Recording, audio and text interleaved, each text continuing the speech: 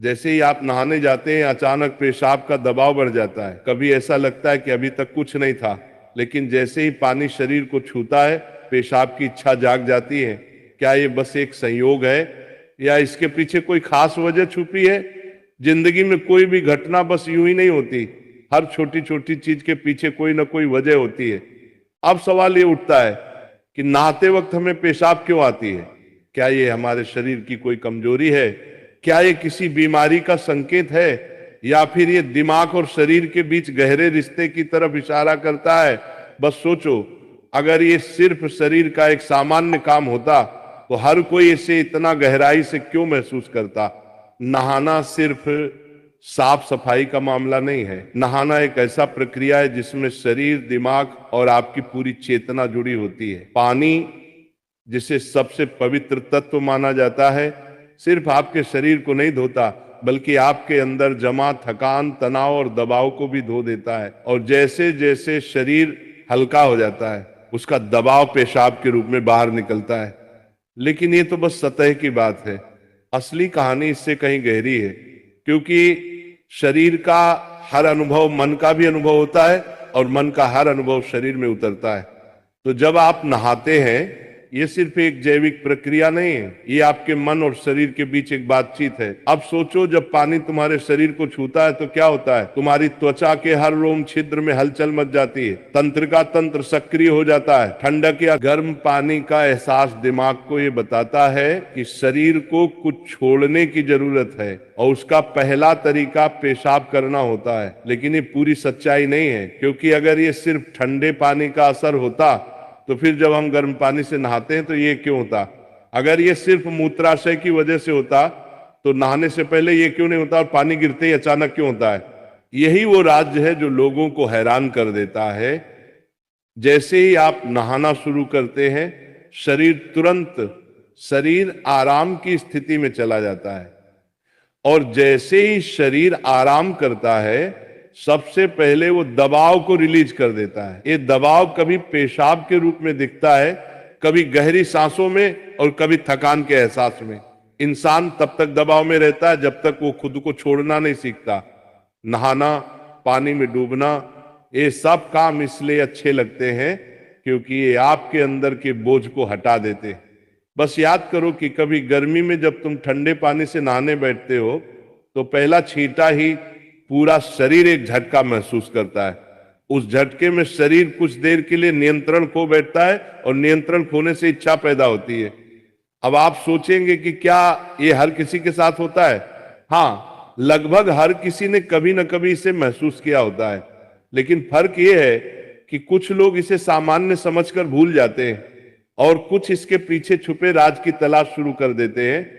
और जो तलाश शुरू करता है वो जिंदगी के असली ज्ञान के करीब पहुंच जाता है। क्योंकि यहाँ एक नाजुक बात छुपी है। पानी और पेशाब दोनों एक ही तत्व से बने होते हैं। जब पानी बाहर से शरीर को छूता है तो शरीर के अंदर पानी का तत्व भी प्रतिक्रिया करता है। यही प्रकृति का संतुलन है, ये एक अनुनाद है। शरीर और प्रकृति के बीच रिश्ता आईने जैसा होता है। जो कुछ बाहर होता है वो अंदर भी परिलक्षित होता है। तो जब बाहर का पानी तुम्हारे शरीर से मिलता है तो अंदर का पानी यानी पेशाब भी बाहर आने को बेचैन हो जाता है। लेकिन अब सवाल उठता है, क्या ये सिर्फ पानी और मूत्राशय की बात है, या इसके पीछे कुछ और भी है? क्या ये किसी कमजोरी का संकेत है? क्या ये किसी बीमारी का शुरुआती लक्षण है, या बस मन और शरीर के बीच की एक बातचीत है? यहीं से हमारी यात्रा शुरू होती है, शरीर के विज्ञान से लेकर आध्यात्मिक दृष्टि तक। क्योंकि अगर हम इसे बिना समझे सामान्य कहकर नजरअंदाज कर देंगे तो हम जीवन के एक बहुत बड़े संकेत को खो देंगे। तो चलिए अब इस रहस्य को और गहराई से समझते हैं। हर बार जब तुम कुछ छोड़ते हो, कुछ रिहा करते हो, तो वो तुम्हारे बोझ से आजादी देता है। लेकिन ध्यान रखना, ये सफर आसान नहीं होगा, क्योंकि जो दिखता है वो सच नहीं होता, और जो नहीं दिखता वो गहरा सच होता है। लेकिन सवाल यह है कि ऐसा क्यों होता है कि कुछ लोग इसे ज्यादा महसूस करते हैं और कुछ कम? यहां मनोविज्ञान की भूमिका आती है। मनोविज्ञान कहता है कि हमारा मन और शरीर गहराई से जुड़े होते हैं। जैसे ही मन आराम करता है शरीर भी रिलीज होना चाहता है। इसे कैथारसिस कहते हैं। सोचो, जब तुम रोते हो तो कैसा महसूस करते हो? पहले तो भारीपन होता है, लेकिन रोने के बाद हल्कापन महसूस होता है। बिल्कुल ऐसा ही होता है, पेशाब आने में भी ऐसा होता है।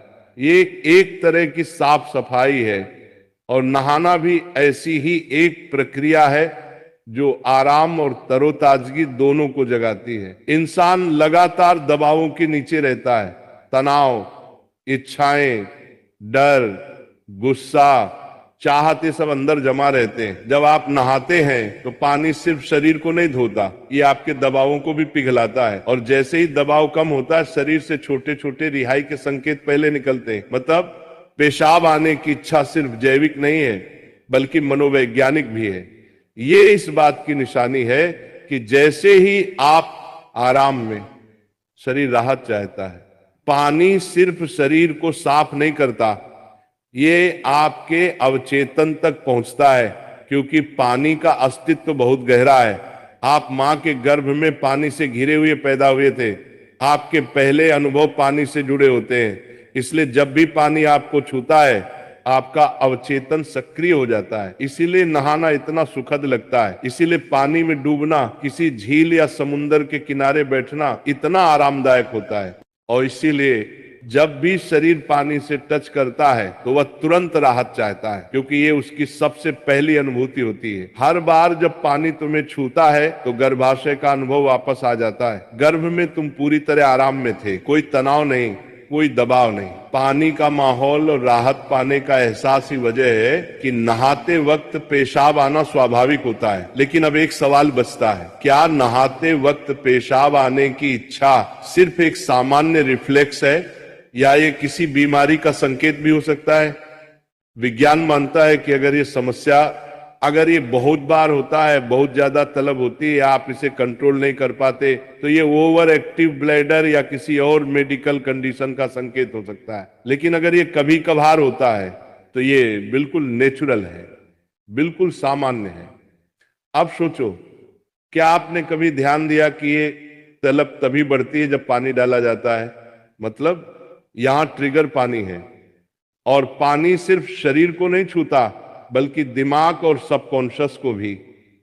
तो असली सवाल यह है कि क्या आप इसे बस एक प्रॉब्लम मानकर नजरअंदाज कर देंगे, या इसे एक संकेत के रूप में लेंगे कि दोनों शरीर और मन को आराम चाहिए, हल्कापन चाहिए, आजादी चाहिए।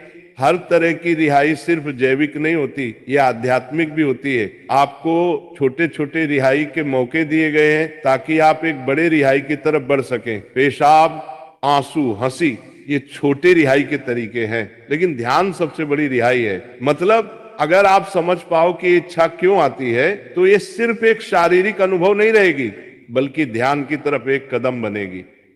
चलो अब नाम जप करते हैं राधा रानी का, तो मेरे साथ बोलेंगे, राधे राधे जय।